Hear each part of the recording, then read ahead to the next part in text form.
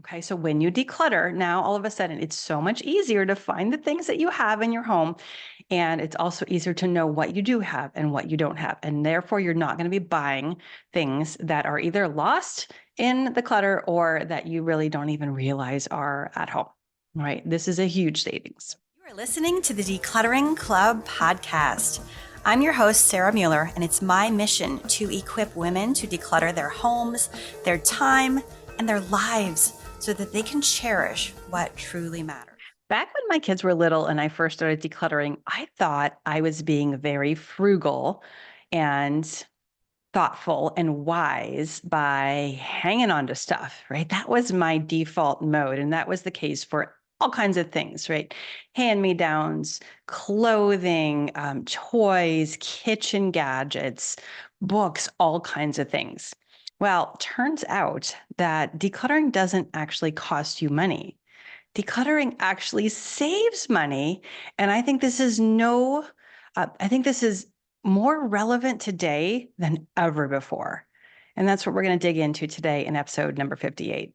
I have 11 ways that you can save money by decluttering. And I'm talking about actual cash in the bank account. This isn't like some pie in the sky, nice to have, blah, blah, blah. No, this is ways that you will see the numbers in your bank account go up because you declutter. Like, this is hard money. This is hard, actual physical savings that you will see and that we see all the time in our membership. And I want to share this with you because I know that people are watching their money more carefully now than ever before. And also, I don't want you to think that when you are decluttering that you're being wasteful. In fact, I truly, firmly believe the opposite, and it's my job to convince you of that. And so here are the ways that you will likely save money when you start decluttering or when you continue decluttering with me. All right, number one, you're going to be avoiding duplicate purchases. Do not tell me that you know where everything is in your home if you have a cluttered house. I promise you, you are losing things. I remember when I first started decluttering, I discovered that every time I went to the store, Target or maybe the grocery store or whatever, I would pick up some tape, right? And we call it Scotch tape here. I don't, you may call it something different, but just like the little tape that you use to maybe, like wrap a present or something like that. I don't know, for whatever reason, I would think, I probably am running a little bit low on tape. So I would buy some. And not only would I buy some, I would buy a 3-pack or maybe a 5-pack. And over time, that just mushroomed into, 25 or 30 different packages of tape. And the thing about tape is it doesn't last forever. It's not like you can hold it for 10 years, right? So I had more tape than I could ever use. And it was in all kinds of different places because it wasn't very well organized. And this was just one little example of a place that I was wasting money because I hadn't decluttered. Right now, tape is not going to break the bank, right? Like, what is it? $1 a pack, a couple bucks every pack. So it's not necessarily going to be a huge budget item, but it is an indication that that you're spending more money than you need to because you can't find the things in your home that you probably know are there, or maybe you don't know that they're there, and you're just like, oh, I think we should stock up on this item. Okay, so when you declutter, now all of a sudden it's so much easier to find the things that you have in your home. And it's also easier to know what you do have and what you don't have. And therefore, you're not going to be buying things that are either lost in the clutter or that you really don't even realize are at home. Right? This is a huge savings. Number two, you could sell things, right? And we don't make a huge deal out of this because sometimes this really stops people, but you can absolutely sell your clutter for cash. And that is a beautiful thing. You gain the space back in your home. Someone else gets something that they want and they probably get a good deal on it. And you get extra cash in your pocketbook. Like, what could be better? I love this. And so if you want to sell things or if you want to try selling things, I am all in. I just want to make sure that it doesn't stop you from getting started, right? That's the pitfall there. But if you want to sell some things, this could be a fabulous way to make some extra dollars. I have sold so many things. I've given away lots of things too, but I've sold lots of things. And I have made back thousands of dollars just by decluttering. All right, number three, you can reduce your storage costs, right? And so this can be go to the extreme, right? If you want to downsize, lots of people want to downsize, but if your house is full of stuff, then it's really hard to do that. And you might feel like, you know what, I'd love to, but I cannot bear the thought of going through all these things. And so I'm just going to stay here in this house, which is way bigger than I need, costs more to live in, costs more to maintain, et cetera, et cetera, et cetera. When you declutter, now you have the option, if you want, of living in a smaller space or maybe even renting out a bedroom in your home if that's something that you want to do. You have more options and you're not just stuck in that one place. That makes a big difference. Number four, and this is, I think, is the one that you can see and affect the fastest, and it is reducing food waste. Now, I am telling you, if your kitchen is cluttered, and don't feel judged here. We're just talking among friends here, and we tell it like it is, right? Hashtag tough love. If your kitchen is cluttered, I promise you, you are buying food that you are not eating. And then it's either sitting in your pantry for months and years on end, or it's going bad and it's rotting, and then you have to throw it away. Okay, so this is probably the one area that people see the biggest and the most immediate results when they start decluttering. If you declutter that kitchen, now you have room to cook, you have room to put things away. It's more pleasant. You want to spend time there. It's easier to clean up. There's a tremendous ripple effect. And so you're going to discover you're wasting less food. You're actually using the food that you buy. And that is going to have a significant effect in your grocery budget. We have seen people in our membership that have saved hundreds of dollars every single month. And so that's why I say, when I tell people I want my membership to be an investment, right? I want you to save money, right? Because you are in my world, right? I want this to be an investment, not an expense. This is what happens, right? And some people will pay for an entire year of membership just because they join. And in the first month, they save enough to cover the entire year, right? And so then any further savings they have are just a bonus on top of that. Do not discount how great a savings that food waste can be for you and your budget. All right, number five, you are going to save on late fees. So many people, if you struggle with clutter, especially paper clutter, you may be incurring late fees on your credit cards or on your bills. And these add up really fast. You know, $30, maybe $40 or $50, maybe it's an interest charge, could be hundreds of dollars just because you didn't get a chance to open the mail. Right? When you come into our world and you learn how to handle this in a manageable way, now you're not going to be incurring those fees, and that will add up really, really fast. It's a really important one, and one that we want you to be aware of. All right, number six, you are going to be minimizing maintenance and cleaning costs. It is so much easier. There's so much less to clean. You're going to need fewer cleaning supplies. You're probably going to need fewer storage containers and things like that.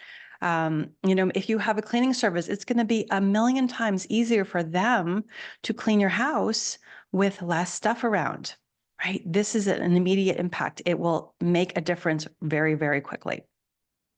Number seven, it's going to encourage mindful consumption. Okay, now what do I mean by that? When you go through the pain, and it is painful, can be painful, of letting things go that, maybe you overbought or that you just don't need for whatever reason, you are going to remember that. And then next time, let's think about with groceries, right? If you have to throw out a bunch of food, next time you go grocery shopping, you might be tempted to buy all kinds of stuff, right? But you're also going to be like, you know what? I paid the price last time. That hurt. That disposal, that decluttering, that was kind of painful. And I don't want to do that again. It's going to cause you to think twice about what you are bringing into your home. Now, this doesn't happen all at once, right? It is a process over time. And you could be like, I don't care. I'm just going to go back to the way I was. But a lot of people find that they think differently and they are more intentional when they're shopping because they have gone through that decluttering process. So that makes a really big difference. All right, number 8. This one is not something that everybody has, but I bet you that more people than you would expect have this item in their budget, and it's storage unit fees. We work with people that have, not just one storage unit, but they might have 2 or 3. And oh my goodness, this adds up so fast. Did you know that I believe 10% of the American public, 10% of American households have a storage unit? So if you have one, you're in good company, my friend. Like, this is not unusual. And half of the people who have storage units have them for a year or longer, right? So we're talking probably $500 to $1,000 per year or more per storage unit. This is a 4 to 5 figure expense item over time. All right. And this is money that you do not get back, right? Most of the stuff in storage, people put it there and they have the best of intentions. But 9 times out of 10, they're never coming back. That stuff is not taken out. And it's just a drain on your budget. So if you have a storage unit, I highly encourage you to spend some time decluttering that. Let that stuff go. It's not serving you there. Obviously, there are exceptions to the rule. Don't come after me, right? There are people who make a very intentional use of it, and that's awesome. But for those of you that are just watching that bill mount up and rack up over time, you want to get that cleared out and like canceled as soon as possible. That's money back in your pocket, and that's a beautiful thing. All right, and that goes back to the pain. It might be painful, but once you are through that on the other side, you're going to be glad you did the work. All right, number 9 is very similar to mindful consumption, but it's a little bit different, and it's preventing over shopping. Okay, so I know a lot of people who have a cluttered home also resort to shopping. We call it retail therapy. They will turn to shopping when they are stressed, right? Which only makes the clutter problem worse, ironically, but it's very, very common. Right. And it's just because sometimes shopping like feels good, right? It gives you a little bit of a dopamine rush. It is exciting. It's fun. It feels great. And sometimes we do this online. So that thrill, that rush is actually even worn off by the time the stuff arrives at your house, which makes it even harder to deal with. So what we find is that when people come into our world, when they join the decluttering club, when they start doing the work with us, now they discover they learn new ways to manage their anxiety, their stress, maybe some depression. They learn new ways. And then on that, now they don't need to escape from their lives by going shopping, right? If you can create a life that you don't need to escape from, you're not going to feel as drawn to those coping mechanisms that you may have been drawn to in the past. And this is very, very real with shopping. Right. So we discover that people, they just don't need to do that, or they're able to manage it. And we have trainings on that as well. But this could be thousands of dollars that you save if you do have a shopping problem. And then if you learn to manage that and you learn to stop that habit, this can just add up so quickly. And this is a wonderful benefit for more reasons than just the money. But it is a very real way that decluttering can help you save money. Number 10. I love this one. This is so good. It is that you're going to save money on eating out. And I list this one separately from the food waste, right? Because there is the money that we spend on groceries, right? And we may spend money on groceries that then goes bad. But there's also, and this is a very sneaky category, there's also the money that we spend on eating out. And I love to eat out, don't get me wrong. Like, love to go out and eat. My kids are constantly asking if we can go out to eat, and we do.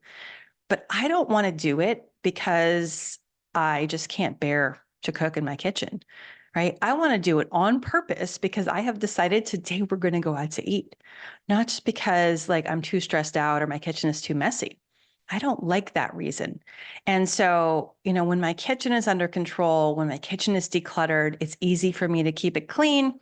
Now I can cook at home, or I can take the kids out if I want to, but I have that choice. And I'm not just doing it because it's the best option that I can see available to me. You could save, what is it now? You probably spend 30, 40, 50 bucks every time you go out to eat, if not more, right? Can you imagine how quickly that's going to add up if you stop doing that, unless you want to do it on purpose?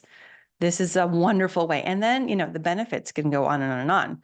We can eat more healthily if we want to. We save gas, we save time. The benefits add up so quickly. So this is a really, really important one to do. And again, I want you to go out to eat when you want to go out to eat, not just because you can't handle the idea of cooking at home. And then my last reason here, my last way that you will save money by decluttering, this is probably my favorite because this one is super fun. And it is that you may actually find money. You might find dollars, or maybe, if you're in the UK, you find pounds. We have people, and this happens all the time. They are finding cash. And it's stashed in a drawer, it's stashed in a book, it's in an old purse or a pocket. They're finding cash. They're finding checks. They are finding gift cards. They're finding all kinds of money. So like this is just an instant, like put it in the bank or put it in your wallet and now you have extra money. And it's just like a fun bonus and it makes decluttering turn into a treasure hunt. It really does. Now, I don't think that you should tear your house apart looking for money. I really actually don't, because you may or may not find it. And if you expect that it's there and it's not, now you're going to be disappointed. Okay.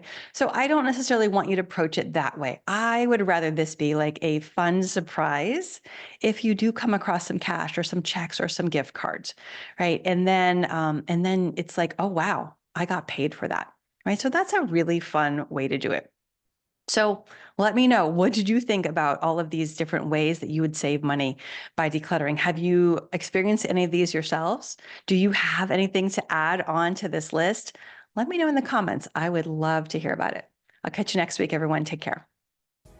That's all we have for you today. If you enjoyed this podcast, would you leave us a review? It would really help us get the word out. To start your decluttering journey, go to thedeclutteringclub.com. That is declutteringclub.com. We'll see you next time.